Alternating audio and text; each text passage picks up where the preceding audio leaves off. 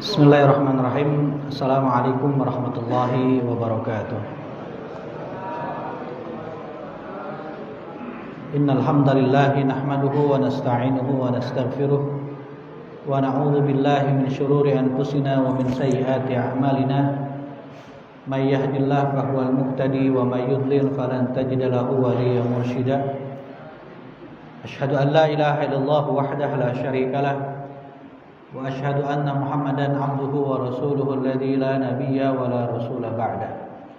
Allahumma shalli wa sallim ala nabiyyina Muhammadin sallallahu alaihi wasallam wa ala alihi wa ashabihi wa dzurriyyatihi wa man ittaba'al huda amma ba'd. Kita bersyukur kepada Allah Subhanahu wa taala, pada malam hari ini Allah takdirkan kita untuk bersama-sama menunaikan kewajiban agama, yakni kewajiban sholat maghrib berjamaah, juga kewajiban menuntut ilmu yang insyaallah diterima oleh Allah Subhanahu wa taala. Shalawat serta salam semoga terlimpah kepada Rasulullah Muhammad sallallahu alaihi wasallam. Semoga kita semua yang mencintai beliau dimasukkan ke surga Allah Subhanahu wa taala berdekatan dengan beliau sallallahu alaihi wasallam. Para jamaah, bapak-bapak yang dirahmati Allah Subhanahu wa taala, malam hari ini kita akan sama-sama mengkaji terkait dengan ragam faham dan aliran sesat yang ada di Indonesia. Kenapa ini kita perlu bahas? Ada dua alasan. Pertama tentu saja adalah dalam rangka kita mewaspadai, berhati-hati terhadap faham dan aliran yang kiranya akan merusak akidah Islamiyah kita, akan merusak keyakinan kita, akan merusak keimanan dan ketakwaan kita pada Allah Subhanahu wa taala. Di satu sisi adalah benar kita harus mempelajari ilmu-ilmu agama, mempertebal keimanan dan keyakinan kita kepada Allah. Di sisi lain juga kita perlu untuk mengetahui faham-faham dan aliran yang tidak sesuai dengan ajaran Allah dan Rasulnya, agar kita bisa membentengi diri dan keluarga kita. Yang kedua, karena ada satu tokoh pembela akidah umat, satu tokoh yang sangat gigih selama puluhan tahun menjelaskan kepada umat terkait dengan faham dan aliran sesat ini, yang beliau lebih kurang sepekan yang lalu wafat, dipanggil oleh Allah Subhanahu wa taala di usia yang sudah sangat sepuh. Beliau sudah sakit, tetapi kemudian warisan hasil riset beliau, hasil penelitian beliau dan pengalaman beliau itu sangat penting untuk diketahui oleh umat. Karena tidak banyak ulama, tidak banyak dai yang berkonsentrasi secara khusus mengkaji perihal paham dan aliran-aliran yang menyimpang, sehingga agak sulit mencari kader-kader penerus, kader-kader pelanjut yang mampu berdakwah di bidang khusus seperti ini. Beliau adalah Allahu yarham Ustadz Kiai Haji Amin Jamaluddin, ketua dari Lembaga Penelitian dan Pengkajian Islam di Jakarta. Pertama kali kita harus mengetahui makna dari faham dan aliran itu. Berdasarkan banyak referensi, pemahaman itu berasal dari kata faham yang artinya pengertian, pengetahuan yang banyak, pendapat, pikiran, aliran pandangan, mengerti benar, tahu benar, dan seterusnya.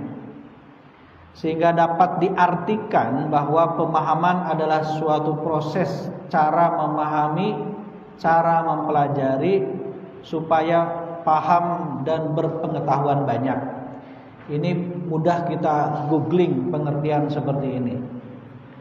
Sementara menurut para ulama terkait dengan makna sesat,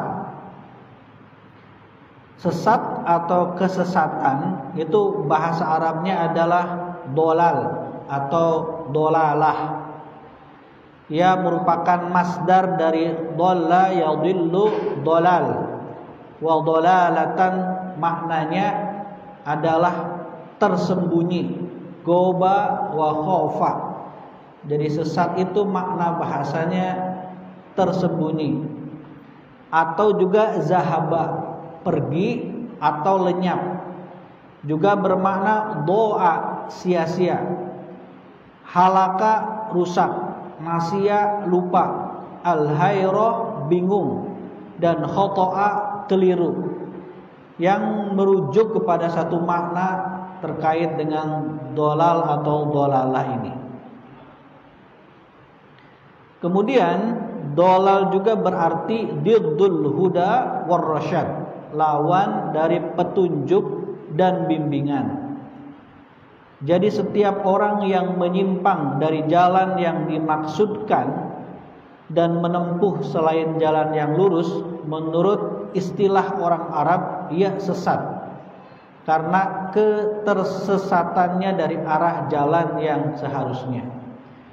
Walhasil dolal secara tradisi tidak lain adalah penyimpangan dari jalan yang bisa mengantarkan kepada tujuan yang diinginkan, atau penyimpangan dari jalan yang seharusnya.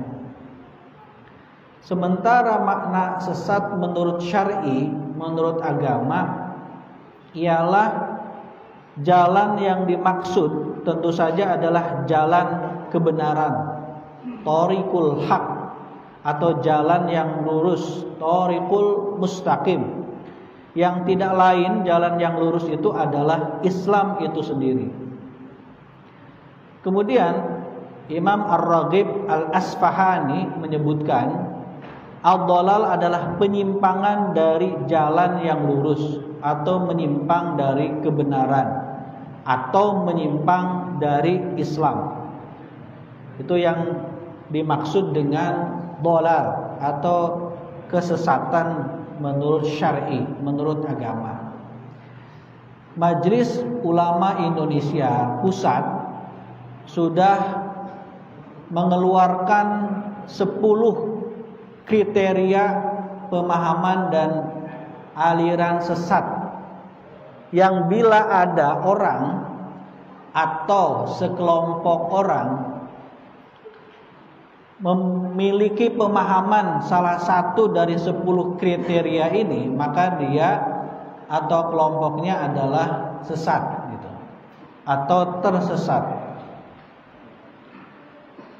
Kriteria sesat menurut Majelis Ulama Indonesia. 1. Mengingkari salah satu dari rukun iman yang 6. Jadi kalau ada orang atau sekelompok orang mengaku muslim tetapi mengingkari salah satunya saja dari rukun iman, dia sesat. 2. Meyakini dan atau mengikuti akidah, keyakinan yang tidak sesuai dengan dalil syariah, yaitu Al-Quran dan As-Sunnah, maka dia tersesat. 3. Meyakini turunnya wahyu setelah Al-Quran. Jadi kalau ada orang, sekelompok orang mengaku muslim, yakin bakal ada wahyu, atau dia menerima wahyu padahal dia hidup setelah Al-Quran diturunkan, maka dia tersesat. 4. Mengingkari otentisitas atau kebenaran isi Al-Quran. Barangkali ada sebagian orang atau orang yang meyakini bahwa Al-Quran itu isinya tidak benar, atau salah satu ayatnya keliru, atau Al-Quran itu tidak cocok lagi untuk digunakan di zaman modern, cocoknya di abad ke-7. Maka itu masuk ke dalam kategori kesesatan. 5. Melakukan penafsiran Al-Quran yang tidak berdasarkan kaidah-kaidah tafsir. Ada satu ilmu dalam peradaban Islam itu, yang ini khas ilmu Islam, ilmu milik umat Islam. Apa? Salah satunya adalah ulumut tafsir, atau usulut tafsir. Ini yang tidak dimiliki dalam khazanah keilmuan agama lain. Ini khas milik kaum muslimin. Jadi kalau ada orang menafsirkan Al-Quran tidak merujuk kaidah-kaidah tafsir yang telah dirumuskan dan disepakati oleh para ulama, maka kemungkinan besar dia akan tersesat. Karena ada aliran yang kemudian membolehkan siapa saja untuk menafsirkan Al-Quran. Ngerti bahasa Arab atau tidak, ngerti agama atau tidak, dia dibolehkan untuk menafsir Al-Quran sesuka hatinya. 6. Mengingkari kedudukan hadis Nabi sebagai sumber ajaran Islam. Jadi ada yang hanya mengaku berpegang kepada Al-Quran saja, lalu menolak hadis-hadis Nabi. 7. Menghina, melecehkan dan atau merendahkan para nabi dan rasul. 8. Mengingkari Nabi Muhammad SAW sebagai nabi dan rasul terakhir. 9. Mengubah, menambah dan atau mengurangi pokok-pokok ibadah yang telah ditetapkan oleh agama, seperti contoh haji tidak usah ke Baitullah, tidak usah pergi ke Mekah. Sholat fardu tidak 5 waktu, cukup 2 waktu katakan.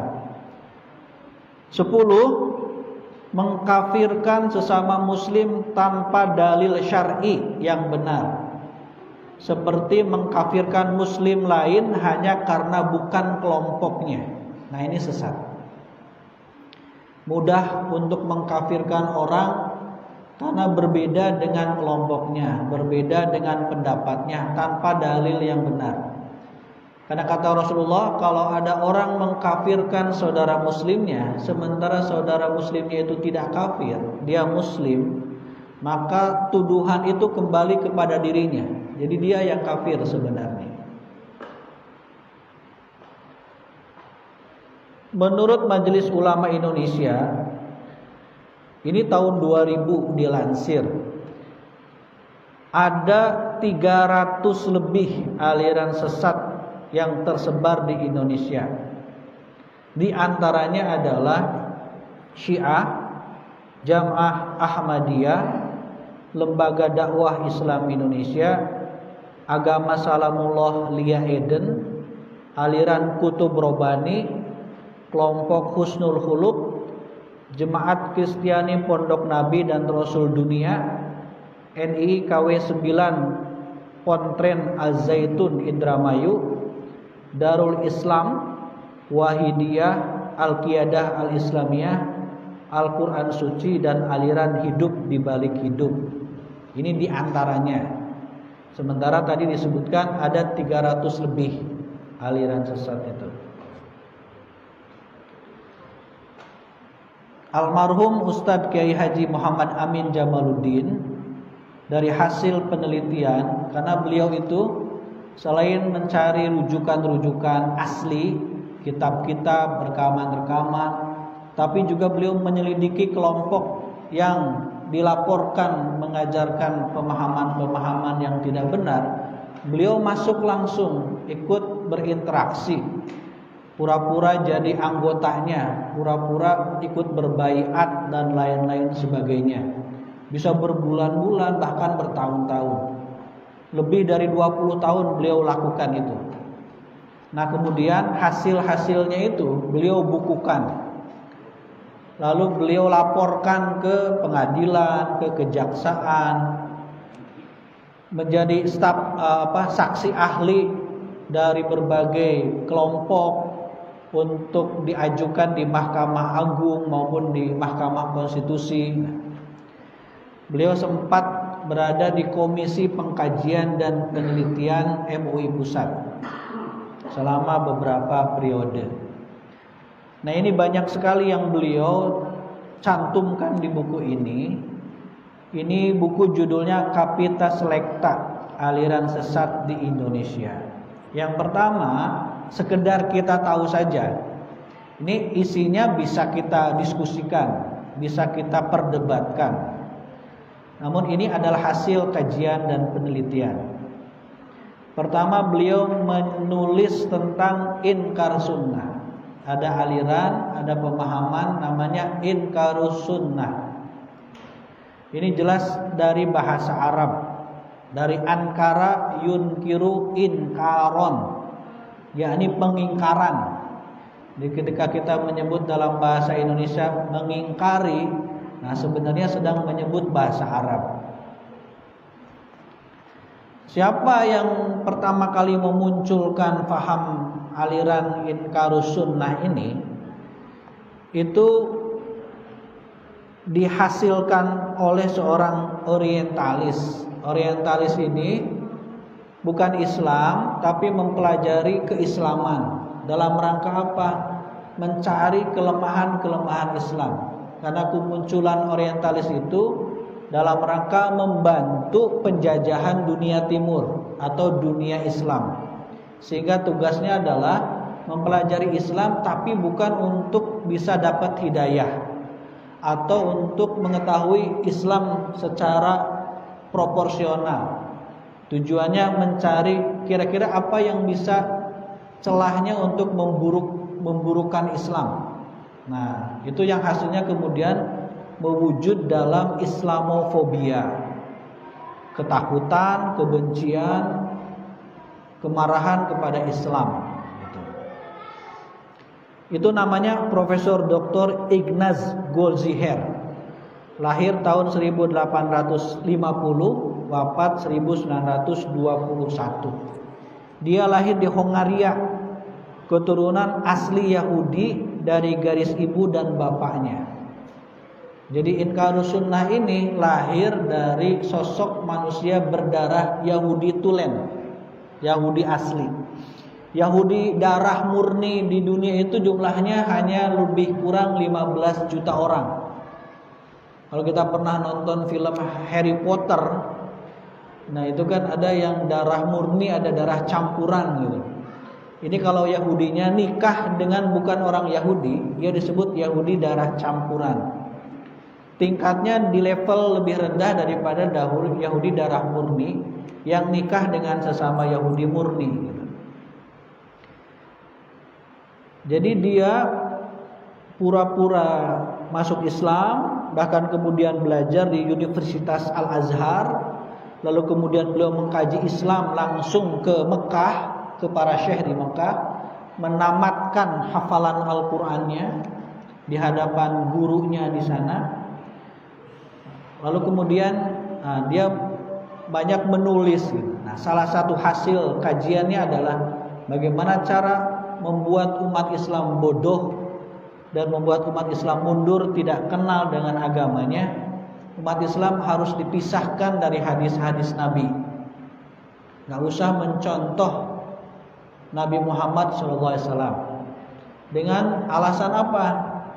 Alasannya adalah, tipuannya adalah Al-Quran itu dari Allah. Allah itu maha benar. Artinya Al-Quran pasti benar. Sementara hadis dari Nabi Muhammad. Nabi Muhammad itu manusia biasa. Manusia biasa itu bisa benar, bisa lupa, bisa salah, bisa lagi marah, bisa lagi kesel, bisa lagi cemburu, tiba-tiba bicara hadis. Jadi tidak valid kebenaran hadis itu, tidak orisinil. Beda dengan Al-Quran yang dari Allah. Sebenarnya ini bisa dipatahkan dengan logika yang sederhana. Apa itu? Al-Quran sendiri itu kalau tidak melalui lisan Nabi Muhammad SAW tidak akan nyampe ke kita. Kalau menganggap hadis harus ditinggalkan karena dari lisan Nabi Muhammad, otomatis dengan logika yang sama Al-Quran juga bisa ditinggalkan. Kenapa? Al-Quran juga Allah turunkan melalui malaikat Jibril ke dada Rasulullah SAW, diwahyukan, kan keluar melalui lisan Nabi Muhammad.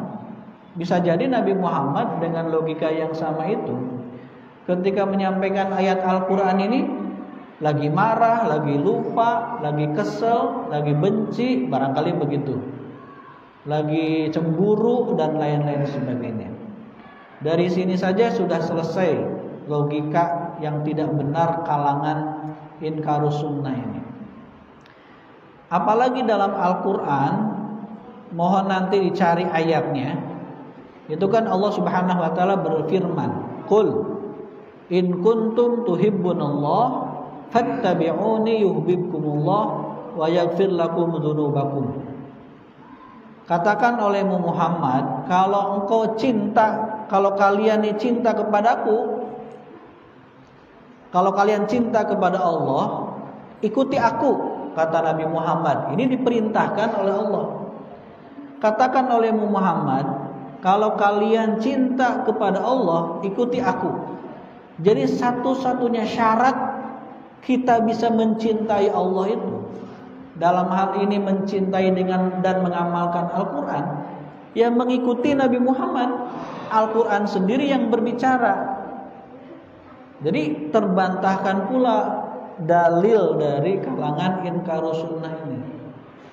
Justru Al-Quran sendiri yang berbicara, syarat kita diridhoi oleh Allah, syarat kita bisa mengamalkan Al-Quran, mengikuti Nabi Muhammad. Ini Al-Quran sendiri yang bicara.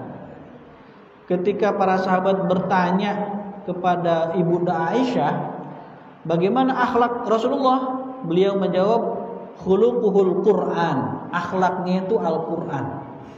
Jadi kalau mau melihat Al-Quran yang berjalan, itu ada pada Rasulullah. Praktek mengamalkan Al-Quran itu, nah itulah Rasulullah. Al-Quran jadi menyebar kemana-mana, termasuk ada muslim, para intelektual yang terpengaruh oleh pemahaman ini. Contoh, kalau di Mesir ada Dr. Ali Hasan Abdul Qadir. Dia kemudian dikafirkan oleh ulama Al-Azhar. Di Amerika dimotori oleh insinyur Rashad Khalifah, penulis produktif, yang dia mengatakan bahwa hadis itu adalah ucapan iblis, dan mempercayai hadis berarti mempercayai ucapan iblis. Dia bilang begitu. Bagaimana di Indonesia? Di Indonesia ini mereka menamakan diri kelompok Qur'ani. Itu mulai muncul tahun 1980. Jadi pas tahun saya lahir 1980, paham ini masuk ke Indonesia. Pengajiannya di Jakarta ramai dulu. Ini kan riset yang lama.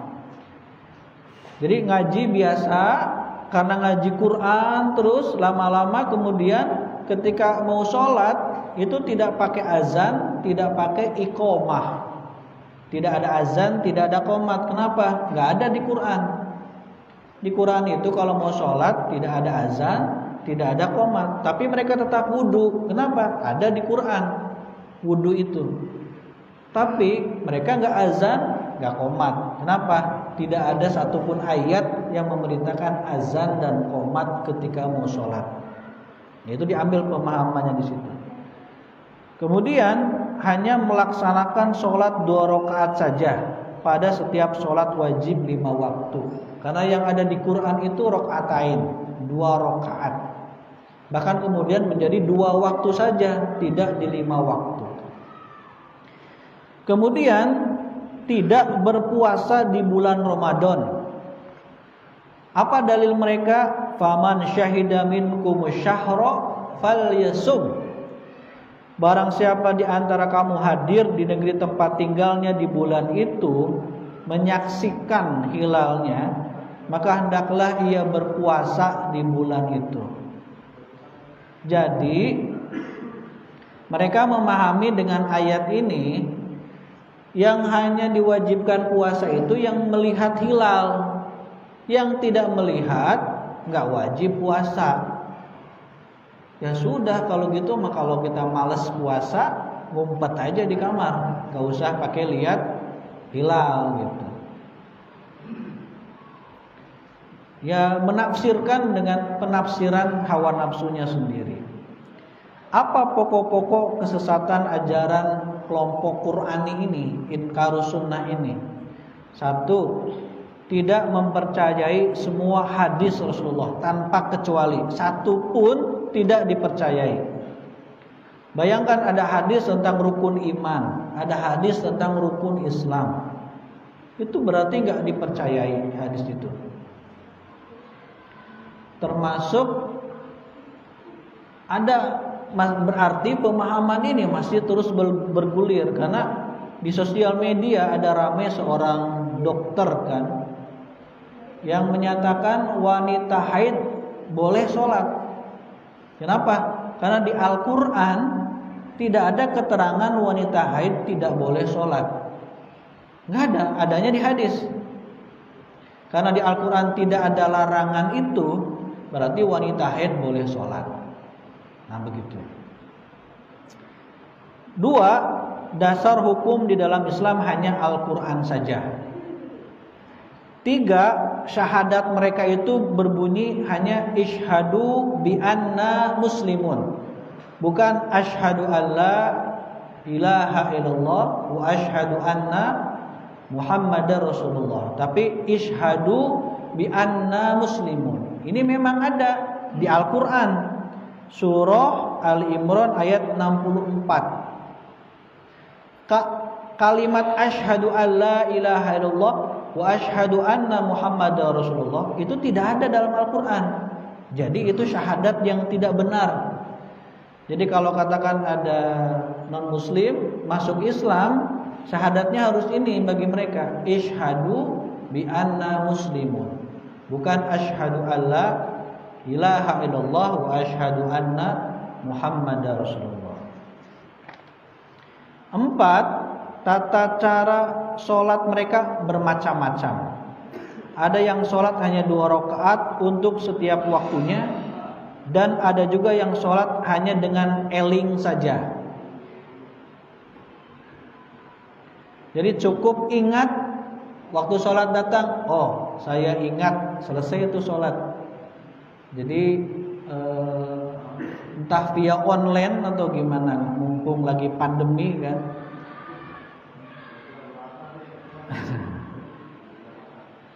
Jadi enak betul gitu. Ya karena memang kalau orang terpapar aliran sesat, ya pengen enak saja, seenak-enaknya, gak ingin terbebani. Tapi kesesatannya itu dibungkus oleh dalil-dalil yang diselewengkan pengertiannya. 5, puasa Ramadan hanya wajib bagi orang yang melihat hilal bulan Ramadan saja. Barangkali juga termasuk kewajiban keharusan kurban, sholat Idul Adha kemarin sampai ribut kan kita, mana hari Sabtu, mana hari Selasa. Barangkali oleh kalangan inkar sunnah ini yang ribut-ribut itu diketawain gitu. Ngapain ribut-ribut? Gak usah lihat hilal saja, udah selesai. Gak perlu sholat, gak perlu kurban gitu. Enak gitu. 6, haji boleh dilakukan selama 4 bulan haram, yaitu Muharram, Rajab, Zulqa'dah, dan Zulhijjah. Sementara kan dalam Islam pelaksanaan ibadah haji itu kan Syawal, Zulqa'dah, dan 10 hari pertama bulan Zulhijjah. Bagi mereka Muharram, Rajab boleh melaksanakan ibadah haji. Makanya kan setelah lewat tanggal 10 bulan Zulhijjah udah selesai nih jamaah haji kita di Saudi, persiapan pulang. Kecuali mau ke Turki dulu, mau ke Mesir dulu, itu kan jalan-jalannya. Kayak kita umroh, ya plus mana gitu. Kadang wajib ke Madinah. Entah Madinah dulu atau Makkah dulu. 7, pakaian ihram adalah pakaian tradisional orang Arab yang merepotkan. Jadi kalau haji nggak perlu pakai pakaian ihram.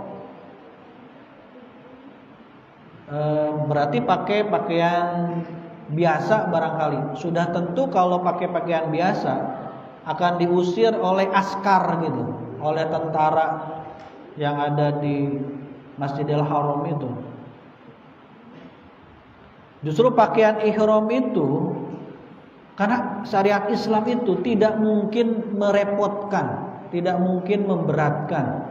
Kenapa haji harus pakai pakaian ihram?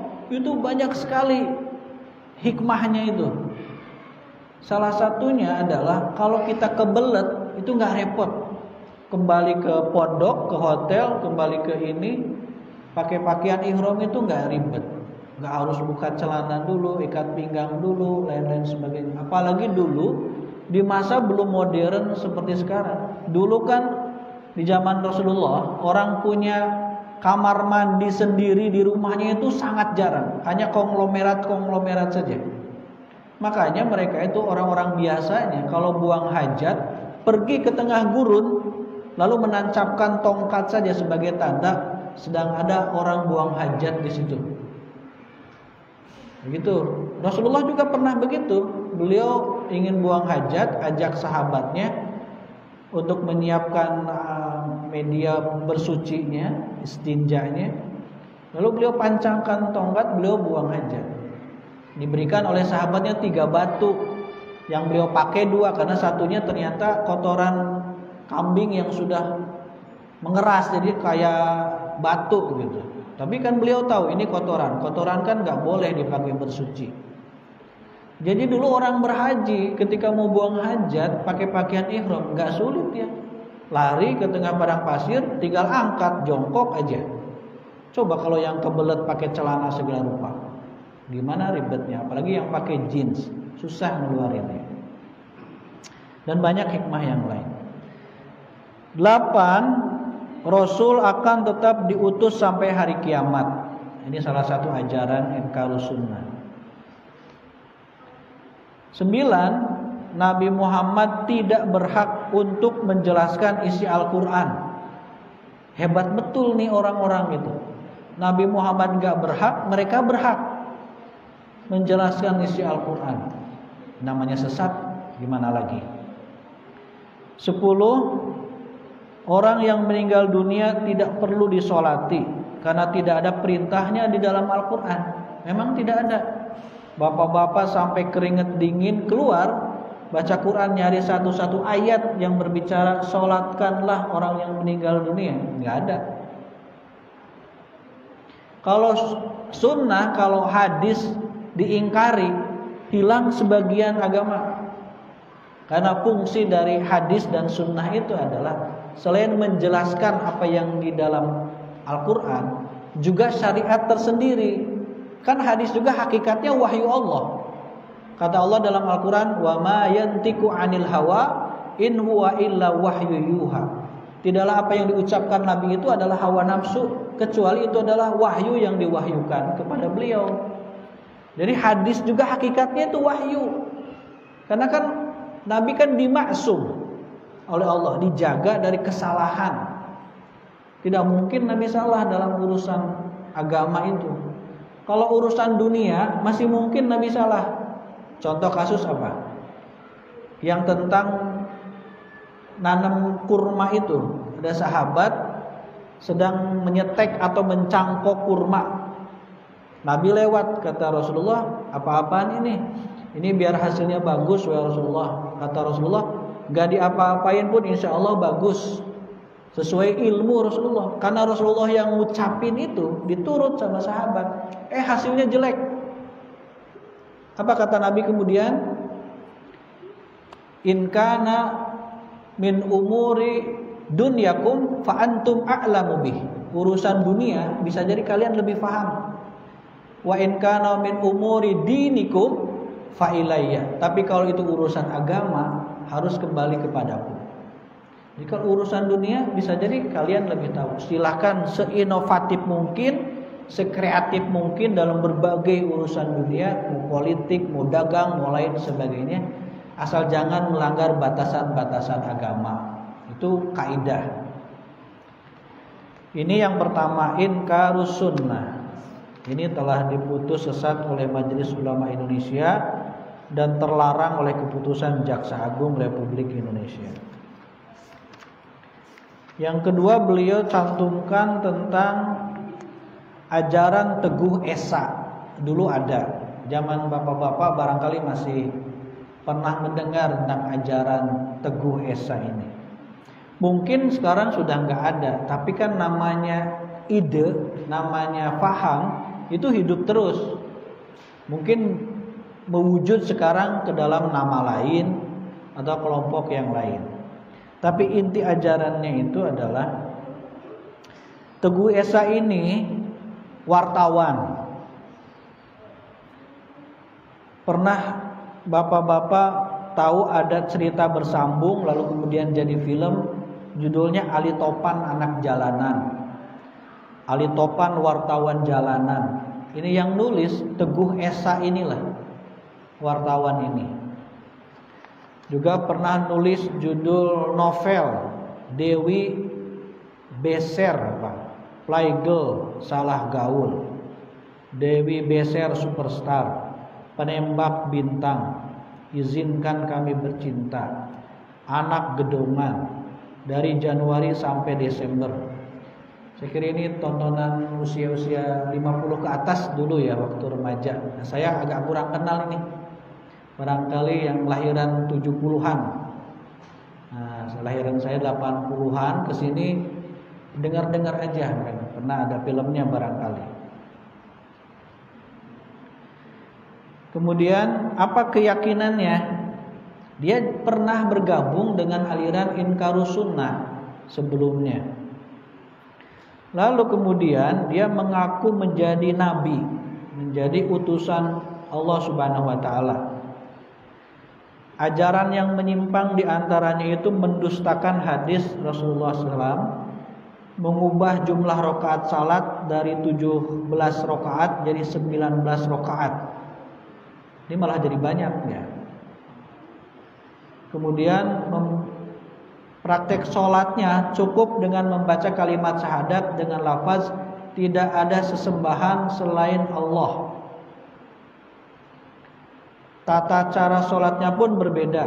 Dia menggunakan bahasa Indonesia dan memakai jurus-jurus silat, baik dengan tangan, kaki, dan terkadang pantatnya bergoyang-goyang.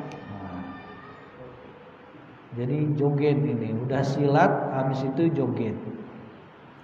Ya namanya sesat ya, kalau nggak aneh nggak sesat namanya. Khalif tu'raf, ada istilah dalam bahasa Arab.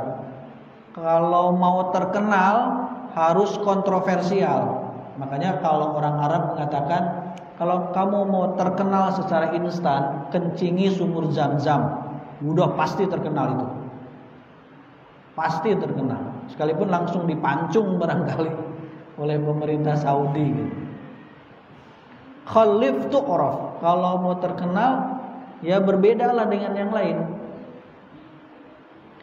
Teguh Esa mengatakan Al-Quran adalah petunjuk yang hak, sedangkan hadis-hadis Bukhari Muslim dan lain sebagainya adalah dusta-dusta yang menyesatkan manusia. Insya Allah akan saya serukan kepada manusia bahwa apa yang disebut sebagai hadis-hadis adalah dusta-dusta yang menyesatkan manusia dari jalan lurus. Jadi orang sesat menyesatkan yang lain. Pokok-pokok kesesatan ajaran Teguh Esa yang paling menonjol adalah ajaran barunya tentang tata cara sholat itu. Jadi pencampuran tata cara sholat yang umum dengan jurus-jurus silat, dengan tari-tarian gitu. Dan inti ajarannya sama, menolak hadis-hadis Rasulullah SAW. Yang ketiga, bisa jam berapa ini? Masih lama ya? Yang ketiga, pembaru Isa Bugis namanya. Isa Bugis ini nama orang. Laki-laki kelahiran Pidi, Nanggur Aceh Darussalam tahun 1926. Ia merantau ke Jakarta, lalu tinggal di daerah Kayu Manis, Jakarta Timur. Keyakinannya apa? Jadi ia tuh sebenarnya terlahir di Serambi Mekah di Aceh ya, sebagai seorang muslim. Lalu mengalami pergeseran pemikiran. Dia punya keinginan menerjemahkan dan menganalisa agama Islam berdasarkan teori pertentangan antara dua hal, yaitu nur cahaya dan zulumat kegelapan. Lalu dia berusaha untuk mengilmiahkan agama dan kekuasaan Tuhan, menolak mentah-mentah semua hal yang tidak bisa diilmiahkan atau tidak bisa diterima oleh akal. Jadi pemahaman ini adalah pemahaman yang menuhankan akal pikiran. Kalau ada ayat, kalau ada hadis gak masuk akal menurut versi dia, oh ini gak benar gitu. Makanya dalam keyakinannya itu tidak ada mukjizat itu. Tidak ada Nabi Musa membelah laut, tidak ada Nabi Muhammad membelah bulan, tidak ada mukjizat-mukjizatan lah gitu. Kalau gak masuk akal, itu bukan agama yang benar menurut keyakinan dia. Oleh karena itu justru dia banyak diikuti oleh para intelektual, para dosen, para cendekiawan yang basic keilmuannya rendah, basic agamanya awam. Tapi karena rasional gitu, dianggap rasional, wah ini memang beginilah Islam sebenarnya gitu. Apa pokok-pokok ajaran kesesatan Isa Bugis ini? 1. Air Zam-Zam di Mekah adalah air bekas bangkainya orang-orang Arab. Jadi dia nggak percaya kalau air Zam-Zam itu air yang suci, murni, bersih ribuan tahun gitu. Wah itu nggak mungkin tuh, nggak masuk akal kalau ada air seperti itu. Paling-paling juga itu air bekas bangkainya orang-orang Arab. Nah, jatuhnya ke situ. 2. Semua kitab tafsir Al-Quran yang ada sekarang ini harus dimuseumkan karena semuanya salah. Jadi ini lebih sesat daripada Inkarus Sunnah. Kalau Inkarus Sunnah kan hanya menolak hadis-hadis Nabi, meskipun juga dia seenak dirinya saja menerjemahkan, menafsirkan ayat Al-Quran. Kalau dia ini menolak juga ayat-ayat Al-Quran. 3. Menolak semua mukjizat para nabi dan rasul. Dia menganggapnya itu seperti dongeng lampu Aladin. Nabi Ibrahim dibakar, gak kenapa-napa, masih hidup, sehat walafiat, dia gak percaya. 4. Nabi Ibrahim yang diperintahkan untuk menyembelih Nabi Ismail dan kemudian diganti dengan kambing, itu dongeng kata dia. 5. Ka'bah adalah kubus berhala yang selalu dikunjungi oleh turis setiap tahunnya. Dan orang-orang yang berpendapat seperti ini banyak sampai sekarang, bahkan nanti sampai kiamat, yang melecehkan simbol Islam, salah satunya Ka'bah. Itu ternyata contohnya sudah ada dari zaman dahulu kala. Jadi orang-orang umroh, orang-orang haji itu turis kata dia, bukan orang ibadah. Ada juga intelektual yang nyasar-nyasar pemikirannya juga sampai sekarang, orangnya juga masih ada yang bilang haji umroh itu kan buat apa? Mending buat menuntaskan kemiskinan rakyat di Indonesia daripada buang-buang duit memperkaya orang-orang Arab, katanya begitu. Ada orang yang masih bilang seperti itu. Ya nggak bisa, menuntaskan kemiskinan dan kebodohan itu tugas pemerintah. Yang wajibnya itu orang umroh dan haji pakai duitnya sendirilah. Hak-hak dia orang umroh dan haji untuk menggunakan uangnya dalam rangka ibadah. 6. Ilmu fikih, ilmu tauhid, dan ilmu-ilmu lainnya adalah syirik. Dan para ulama yang mengajarkan ilmu-ilmu tersebut harus diasingkan ke Pulau Seribu. Asik justru sekarang kalau diasingkan ke Pulau Seribu. Orang sekarang kan minimal harus rogoh kocek 500.000 per orang kalau mau healing ke Pulau Seribu kan. Kalau diasingkan ke Pulau Seribu ya asik kalau sekarang. Bisa diving, bisa apalagi itu. Macam-macam lah. 7. Al-Quran bukan berbahasa Arab, sehingga untuk memahaminya tidak perlu mempelajari bahasa Arab dan gramatikanya. Entah dari mana logikanya kemudian mengatakan Al-Quran bukan berbahasa Arab. Terus Al-Quran bahasa apa? 8. Setiap intelektual muslim dibolehkan untuk menafsirkan Al-Quran walaupun dia tidak mengerti bahasa Arab. 9. Ajaran Nabi Muhammad adalah pembangkit imperialisme Arab. Jadi ajaran Nabi Muhammad artinya ajaran Islam, sementara dia ngaku muslim juga, adalah pembangkit semangat penjajahan orang Arab. Ini pasti terpengaruh oleh kalangan orientalis, oleh Barat yang mencoba untuk merusak citra Islam sebagai agama penjajah. Kan Islam kemudian meluaskan pengaruhnya ke hampir 2/3 dunia. Di zaman Khalifah Umar bin Khattab saja sudah dikuasai oleh kaum muslimin. Islam disebarkan dengan kekerasan, dengan perang, dengan pedang. Nah ini masuk ternyata ke siapa ini? Tadi Isa Bugis ya, Isa Bugis ini. 10. Ajaran kurban tidak memiliki dasar hukum. Jadi bapak-bapak kemarin kurban itu sia-sia menurut Isa Bugis. 11.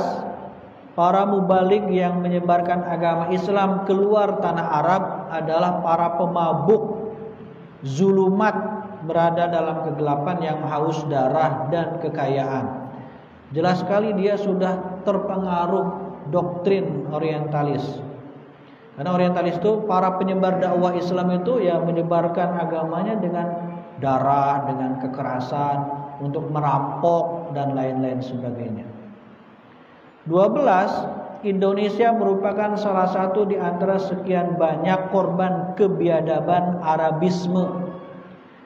Jadi pihak-pihak kalangan-kalangan yang sedikit-sedikit anti-Arab sekarang ini berarti udah ada nenek moyangnya dulu ini. Dia terpengaruh barangkali oleh ajaran Isa Bugis ini. 11. Lembaga pembaru yang dipimpin oleh Isa Bugis adalah nur, cahaya.